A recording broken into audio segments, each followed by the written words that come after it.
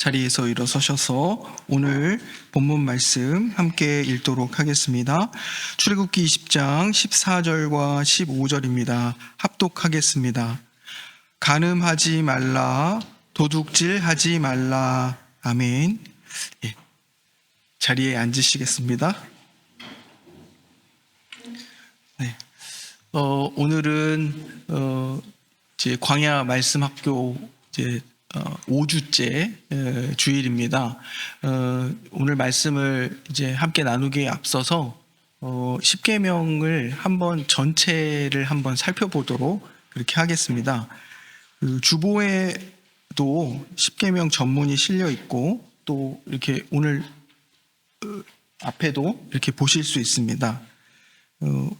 미디어부에서 딱 구분하여 보기 좋게 이렇게 1에서 4계명 그리고 5에서 10계명, 하나님과의 관계에서 우리의 본분, 그리고 이웃과의 관계에서 우리의 본분 이렇게 두었습니다. 그런데 이렇게 나누어지지만 사실은 나누어지지 않는 그런 계명들입니다. 한 가지 예를 들면 여호와의 이름을 망령되이 일컫지 말라 하신 계명을 우리가 배웠을 때에 하나님의 이름을 망령되이 일컫지 않도록 하는 그 삶은 무엇인가 했을 때 하나님의 이름을 이게 긍정적으로 표현하면 하나님의 이름을 영광 돌리는 거잖아요. 그 하나님의 이름을 거룩하게 하고 영광되게 하는 것은 우리들의 삶을 통해서입니다. 그래서 하나님의 자녀들, 그리스도인들이 그들의 삶을 통해서 하나님을 경외하고 또 하나님 말씀대로 이웃을 사랑하여 살아가는 삶을 통해 하나님의 이름이 높임을 받으신다는 거죠. 그러니까 이 계명들은 이렇게 구분하여 볼 수 있지만 나누어지지 않는 그런 계명들임을 우리가 기억했으면 좋겠습니다. 맨날 10계명이라고 얘기하지만 그 구체적인 내용들을 잘 확인할 기회가 없거든요. 우리가 한번 1계명부터 10계명까지를 한번 읽어보겠습니다. 시작. 나 외에는 다른 신들을 내게 두지 말라. 우상을 만들지 말고 절하거나 섬기지 말라. 내 하나님의 여호와의 이름을 망령되게 부르지 말라. 안식일을 기억하여 거룩하게 지키라. 내 부모를 공경하라. 살인하지 말라. 간음하지 말라. 도둑질하지 말라. 내 이웃에게 대하여 거짓 증거하지 말라. 내 이웃의 집을 탐내지 말라. 이상입니다. 오늘은 이 중에서 제 7계명과 8계명을 살펴볼 차례입니다. 우리가 지난 시간에 5계명과 6계명을 통해서 관계를 존중하고 또 모든 사람과 사람 사이의 관계를 존중하고 생명을 사랑해야 된다는 그런 내용을 배웠습니다. 부모 공경의 계명은 단순히 부모와 자녀 사이에만 적용되는 것이 아니라 우리가 맺고 살아가고 있는 모든 관계, 거기서는 우리 소율이 문답은 그렇게 구분했는데요. 모든 윗사람과의 관계, 또 모든 나의 아랫사람과의 관계, 그리고 동료의 관계에서 그 관계의 책임과 또 그 역할을 충실하게 해내야 된다라고 이야기 나누었습니다. 그리고 살인하지 말라는 계명은 그냥 다른 사람의 생명을 빼앗지 않는 정도가 아니라 다른 사람의 생명을 지키고 보호해주는 그런 삶을 살아야 한다는 것을 우리가 지난 시간에 함께 살펴보았습니다. 오늘은 이제 제 7계명에 간음하지 말라, 그리고 제 8계명 도둑질하지 말라 이 내용을 배우는데요. 우리 어린 친구들에게, 우리 어린이들에게는 조금 어렵게 들릴 수 있지만 이 두 계명에 공통점이 있습니다. 그것은 하나님을 사랑하는 사람은 자신의 욕심을 채우기 위해서 다른 사람을 이용하지 않는다는 것입니다. 그러니까 다른 사람을 내 욕심 때문에 이용하지 않는 것. 그리고 다른 사람의 몸, 그리고 가정, 또 그가 가진 소유, 이것을 존중하고 지켜준다는 것입니다. 이것이 이 계명이 가지고 있는 큰 근본의 정신입니다. 그래서 하나님 사랑하는 사람은 다른 사람을 수단으로 삼지 않는다. 그리고 다른 사람의 생명, 몸, 그리고 그가 가진 소유를 지키고 보호해 주려고 한다라고 요약할 수 있습니다. 좀 세분해서 우리가 한번 살펴보면 하나님께서 말씀하십니다. 간음하지 말라. 출애굽기 20장 14절 말씀입니다. 하나님께서는 사람을 남자와 여자로 창조하시고 또 결혼을 통해서 가정을 이루게 하셨습니다. 따라서 이제 제7계명은 먼저 우선은 남편과 아내가 서로 사랑하고 서로에게 신실해야 한다는 그런 말씀입니다. 이스라엘 백성들은 이집트에서 애굽에서 구원받아서 이제 하나님의 거룩한 백성으로 살아가야 했습니다.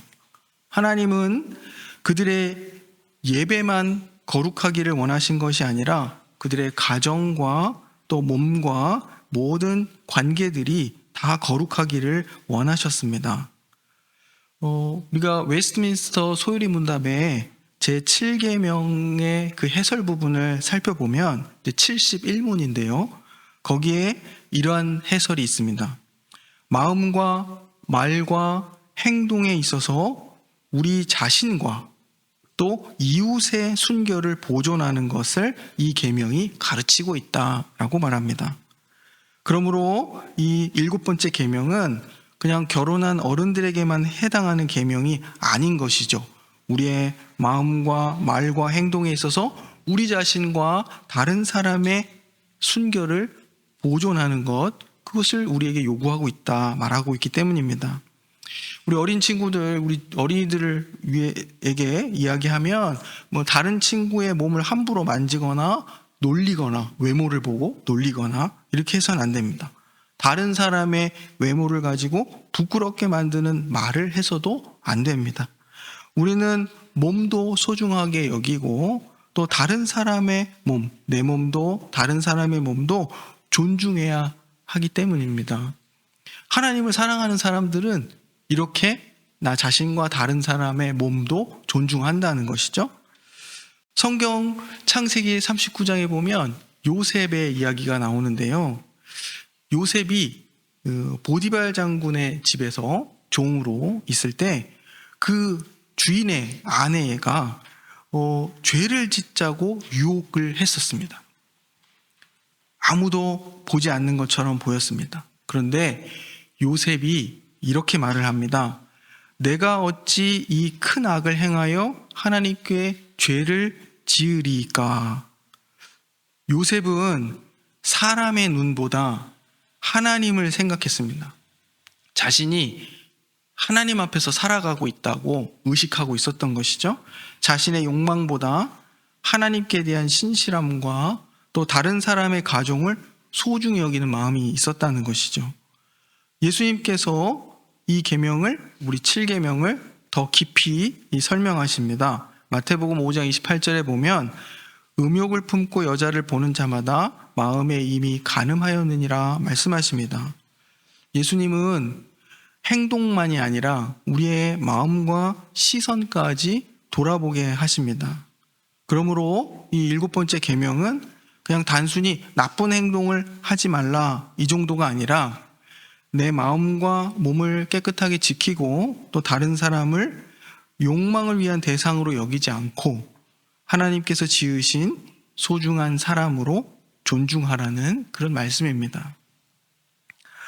우리는 때때로 사람을 그냥 있는 그대로 사랑하지 않고 내 필요를 위해서 이용하려고 합니다. 사람의 외모를 평가하고 또 마음속으로 잘못된 생각을 품기도 합니다. 그러나 예수님께서는 사람을 함부로 대하지 않으셨습니다. 요한복음 8장에 보면 사람들이 간음하다가 붙잡힌 여인을 예수님 앞에 끌고 왔습니다. 사람들은 이 여인을 정죄하기 위한 도구처럼 사용했습니다. 그런데 예수님께서는 이 여인을 함부로 대하지 않으십니다. 사람들은 마치 이 여인을 정죄하는 도구로 써서 자신들의 의로움과 그 여인의 죄인됨을 드러내려고 했다는 것이죠. 그런데 예수님은 그렇게 그 사람들처럼 행동하지 않으시고 함부로 그 여인을 취급하지 않으셨습니다. 하지만 동시에 그 여인의 죄가 괜찮다고도 하지 않으셨습니다. 예수님은 말씀하시기를 나도 너를 정죄하지 아니하노니 가서 다시는 죄를 범하지 말라 이렇게 말씀하십니다. 예수님께서는 죄를 용서하시면서 또 새롭고 거룩한 삶으로 부르십니다. 우리도 예수님을 따라서 자신의 몸과 마음을 깨끗하게 지키며 또 다른 사람을 존귀하게 대할 수 있어야 합니다. 이웃을 사랑하라고 할 때 내 몸처럼 내 자신처럼 사랑하라 이렇게 예수님 가르치시죠. 내 자신처럼 내 몸처럼 다른 사람을 존귀히 여겨야 한다는 사실입니다. 8번째 계명입니다. 하나님께서 말씀하시기를 도둑질하지 말라 말씀하십니다. 우리 주일학교 친구 여러분, 이 다른 사람의 장난감을 내가 몰래 가져간다고 생각해 보십시오. 이 도둑질일까요? 도둑질이죠. 그죠? 다른 사람의 물건을 몰래 내가 가져가는 것. 이것은 누가 봐도 도둑질이라는 걸 알 수 있습니다. 그죠? 그렇다면 시험 볼 때 다른 사람의 답을 몰래 베끼는 것, 그래서 어떤 것일까요? 다른 사람이 만든 것을 내가 만든 것처럼 사용하는 것은 어떨까요? 또 그 외에도 우리가 공공으로 사용하는 그런 시설들이 있습니다. 우리 나라에서 시에서 만든 시설들 모두가 이용하는, 또 어떨 때는 우리 예배당 같이 많은 사람들이 함께 사용하는 이런 공간들. 그런데 이 공간에 있는 물건들, 시설들을 막 함부로 사용하거나 부수거나 이런 일들은 어떨까요? 그런데 이러한 행위들도 이 제 8번째 계명인 도둑질을 하지 말라에 다 포함되어 있는 그런 계명입니다. 좀 더 확장해서 생각해 보면 우리 어른들의 경우에 직장 생활 함께 되면 직장에서 일을 할 때 직장에서 일을 해야 될 시간에 일을 안 하는 거죠. 게으름을 피운다거나 다른 일을 한다거나 이런 것들도 이 제8계명에 다 포함되어 있는 내용들입니다. 왜 그러냐면 이 8번째 계명은 단순히 다른 사람의 물건을 몰래 가져가지 말라 이 정도의 의미가 아니라 그 의미가 훨씬 더 넓기 때문입니다. 우리 수요 기도회 때 한번 배우고 있는 웨스트민스터 소유리 문답에 보면 제74문에 이 8계명을 이렇게 해설합니다. 우리 자신과 다른 사람의 재산과 형편을 정당하게 증진시키는 것을 요구한다 라고 얘기합니다. 쉽게 말하면 도둑질하지 말라 이 계명이 어떤 의미가 있냐면 우리 자신과 다른 사람의 재산과 그 모든 형편을 정당하게 이렇게 늘리도록 하는 그런 일에 우리가 쓰임받고 있다는 사실입니다. 그리고 75문에는 이렇게 이야기합니다. 우리 자신이나 이웃의 재산과 형편을 부당하게 방해하는 모든 것을 금한다. 이 말은 우리가 일을 할 때 고용 계약을 맺잖아요. 그럼 고용 계약을 맺을 때에는 그런 계약 관계 그런 게 들어있는 겁니다. 내가 일을 해서 이 회사에 유익을 끼치는 거죠. 그리고 그 일의 대가로 우리가 월급이나 임금을 받는 것입니다. 이런 계약 관계가 있는 것인데 이것을 정당하게 책임 있게 수행하지 않는 것 혹은 그렇게 해서 손해를 끼치게 된다면 이 제8계명을 어기게 되는 일이다 라고 적용하고 있다는 사실입니다. 그리고 아까 처음에 말씀드렸던 것처럼 우리가 함께 사용하고 있는 이런 공공의 시설들 혹 내가 이것을 파손하거나 함부로 사용했을 때 다른 사람이 이것을 이용할 수 있는 기회들 또 이것을 설치하고 또 이렇게 마련하려고 했던 모든 것들에 손해를 끼치는 것이잖아요. 그래서 이런 것들에 있어서 도둑질하지 말라 하는 그 계명 속에 이러한 넓은 의미가 다 포함되어 있다 이렇게 웨스트민스터 소요리 문답이 해설하고 있는 것을 우리가 보게 됩니다. 따라서 우리가 정직하게 일하고 또 약속한 것을 제대로 지불하고 또 빌린 것을 돌려주고 다른 사람의 물건을 소중하게 사용하는 것, 이것도 8계명을 지키는 일이다. 이웃을 사랑하는 길이다 라고 가르치고 있는 것입니다. 누가복음 19장에 보면 삭개오가 등장합니다. 삭개오 아시나요? 키 작은 삭개오, 그죠? 이 삭개오는 세리였어요. 세리, 지금으로 말하면 세관에서 일하는 세금을 걷는 그런 사람이었습니다. 그런데 당시에 이 세리는 죄인으로 여겨졌습니다. 두 가지 이유에서 그런데, 하나는 유대인의 입장에서 이 세리는 로마 제국을 위해서 일합니다.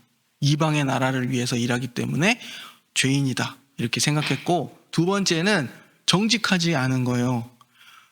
100원을 예를 들면 1유로를 세금으로 내라 했는데 한 막 4유로, 5유로 이렇게 세금을 걷어서 세금을 제외한 나머지를 자기가 갖는 거예요. 그래서 세리들을 보면 다 합법적인 도둑놈들이다 이렇게 생각을 했습니다. 그런데 이 삭개오에게 예수님이 찾아오셨습니다. 성경에 보면 삭개오가 키가 작아서 사람들이 많이 몰려 있어서 예수님이 볼 수 없었습니다. 그래서 뽕나무 위에 올라가서 예수님을 이렇게 보려고 하죠. 예수님께서 나무 위에 올라가 있는 삭개오에게 내려오라. 내가 오늘 너희 집에 가서 머물겠다. 이렇게 말씀하십니다. 이 삭개오가 왜 이랬을까 했을 때 여러 가지 이제 분석들을 하지만 자기가 부족한 것을 이런 돈과 힘으로 채우려고 했던 그런 사람이었던 것 같아요. 그런데 예수님께서 찾아오셔서 처음으로 삭개오 그 자신으로 만나주시고 그를 받아주십니다. 그리고 이 삭개오가 변화되었습니다. 예수님을 만나서 자신의 죄를 깨닫고 자신이 죄인이라는 사실을 깨닫고 그 삶을 새롭게 바꾸었습니다. 어떻게 바꾸었냐면 자신이 가진 재산의 절반을 가난한 사람들에게 다 나눠주고, 혹시 내가 지금까지 다른 사람에게 속여서 빼앗은 것이 있으면 그것을 4배로 다 갚아주겠습니다 라고 말했습니다. 이렇게 되면 어떡할까요? 삭개오는 망한 것이죠. 예수님을 만나서 구원받았고 망한 사람입니다. 그런데 성경에서 이러한 모습을 통해 하나님 나라에 부름받은 사람들이 어떻게 이러한 큰 변화를 겪게 되는지를 보여주고 있습니다. 에베소서 4장 28절에 보면 이러한 이야기를 합니다. 도둑질하는 자는 다시 도둑질하지 말고 돌이켜서 가난한 자에게 나누어 줄 것이 있게 하기 위하여 자기 손으로 수고하여 선한 일을 하라 라고 말하고 있습니다. 초대 교회에 많은 사람들이 예수님을 믿고 신앙을 갖게 되었습니다. 그 가운데에서 옛 삶을 버리고 이제는 새로운 삶을 살겠다 다짐한 많은 사람들이 있었습니다. 그런데 어떤 변화냐면 그냥 앞으로 도둑질을 하지 않겠습니다 라는 변화가 아니라, 이제는 내가 내 손으로 열심히 일해서 다른 사람에게 주기 위하여 살겠습니다 라고 삶의 방향과 자세가 바뀐 사람들이 생겨났다는 것입니다. 내가 빼앗은 것을 어떻게 돌려줄까? 내가 가진 것으로 누구를 도울 수 있을까? 이제는 도둑질하지 않는 정도가 아니라 내가 가진 것으로 다른 사람에게 주기 위하여 사는 그런 사람들이 되었다는 것입니다. 도둑질의 반대는 그냥 도둑질하지 않는 것, 이것이 아니라 정직하게 일하고 다른 사람의 것을 지켜주며 내가 가진 것을 어려운 사람과 나누는 것입니다. 왜 다른 사람의 것을 우리가 존중해야 할까요? 왜냐하면 우리는 소유자가 아니라 청지기이기 때문입니다. 청지기를 독일어로 페어발터라고 번역을 했더라고요. 주인이 아니라 우리가 가진 모든 것이 나의 것, 내 소유가 아니라 하나님께서 나에게 맡기신 것이라고 생각한다는 것이죠. 그리스도인들이 가지고 있는 가장 차이가 나는 부분이 거기에 있습니다. 하나님께서 우리에게 어떤 재능을 주셨다, 또 어떤 재산을 주셨다, 아니면 어떤 것을 우리에게 허락하셨든 그것에 목적이 있다는 것입니다. 그것을 통해서 사람들을 섬기고 나누고 또 유익하게 하도록 하기 위해서 우리에게 그 모든 것들을 주셨다, 이렇게 생각하는 것입니다. 하나님의 소유, 모든 것이 하나님의 소유라 성경이 말합니다. 시편 23편 1편에 보면 땅과 거기에 충만한 것과 세계와 그 가운데에 사는 자들은 다 여호와의 것이로다 라고 말씀합니다. 우리의 몸도 하나님께서 주셨습니다. 우리 가족도 하나님께서 주셨습니다. 돈과 물건과 재능과 시간도 하나님께서 맡겨주셨습니다. 그러므로 그리스도인들은 이것은 내 것이니까 내 마음대로 할 거야, 이렇게 생각하지 않습니다. 하나님께서 이것을 내게 맡겨주셨으니 어떻게 바르게 사용해야 할까라고 묻습니다. 하나님 주신 것들을 어떻게 바르게 사용할 것인가? 여기서 제7계명과 8계명이 만납니다. 다른 사람의 몸과 관계를 내 욕망을 위해 이용하지 말고 다른 사람의 물건과 재산을 내 욕심을 위해 빼앗지 말라라고 이렇게 가르치고 있습니다. 그리고 더 나아가서 하나님께서 주신 몸과 관계와 소유를 사랑으로 지키고 또 다른 사람들의 유익을 위해서 사용하라고 가르치고 있습니다. 오늘 말씀을 이렇게 한번 요약해서 기억했으면 좋겠습니다. 첫 번째는 내 몸과 다른 사람의 몸을 존중하는 것, 그것입니다. 마음과 말과 행동을 깨끗하게 지키고 다른 사람을 내 욕망을 위한 대상으로, 수단으로 대하지 않는 것, 그것입니다. 두 번째는 내 것과 다른 사람의 것을 소중하게 여기는 것입니다. 정직하게 일하고 남의 것을 빼앗지 않으며 맡겨진 것을 바르게 사용하는 것입니다. 아까 삭개오의 이야기 중에 잠깐 빠뜨렸는데요. 삭개오는 다른 사람에게 손해를 입히면서 자기를 유익하게 했던 그런 사람이었습니다. 그런데 예수님을 만나서 그 삶이 바뀐 것이죠. 정직하게 일해서 자기의 것으로 다른 사람을 유익하게 하는 그런 사람으로 살아가게 되었다는 사실입니다. 마지막으로 우리가 기억해야 할 것은 예수님처럼 사랑하고 나누는 사람이 되는 것입니다. 우리는 욕심 때문에 다른 사람을 이용하고 또 내 것을 움켜쥐려고 하지만 우리를 사랑해 주신 예수님께서는 우리를 위해서 자신을 내어주셨습니다. 그 은혜를 받은 우리는 이제 이렇게 물어야 합니다. 무엇을 더 가질 것인가? 이렇게 묻는 것이 아니라 하나님께서 내게 주신 것으로 누구를 사랑하고 도울 수 있을까? 이렇게 물을 수 있어야 합니다.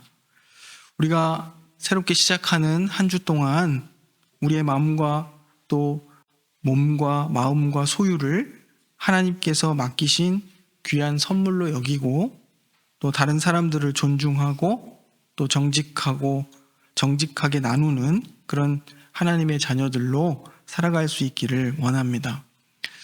계명을 배우면서 항상 좀 말씀드리고 싶은 것은 우리가 죄인이었다는 사실이고 여전히 죄인의 모습으로 존재한다는 사실입니다. 우리가 예수님 안에서 그 은혜로 그 십자가의 희생으로 우리가 하나님께 받아들여지고 또 우리를 죄 없다 인정해 주시는 그 은혜를 누리지만 여전히 우리는 연약한 사람들입니다. 그래서 하나님 말씀을 통해서 하나님이 기뻐하시는 길이 무엇인가를 계속 확인합니다. 그리고 우리는 매 순간, 삶의 그 순간순간에 하나님의 뜻을 이루어 살아갑니다.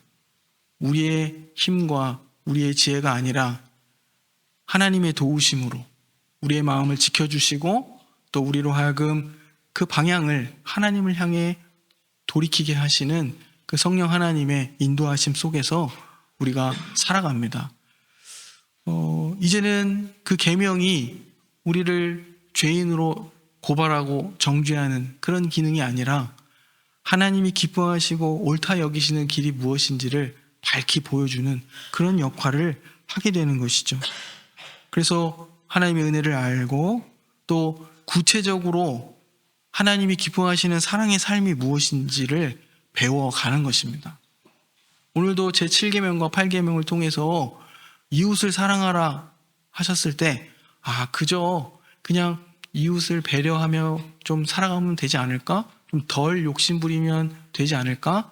이 정도의 삶에서 더 깊이 있게 하나님이 요구하시는 그 구체적인 삶의 자리들을 확인하게 되셨기를 바랍니다. 기도하겠습니다.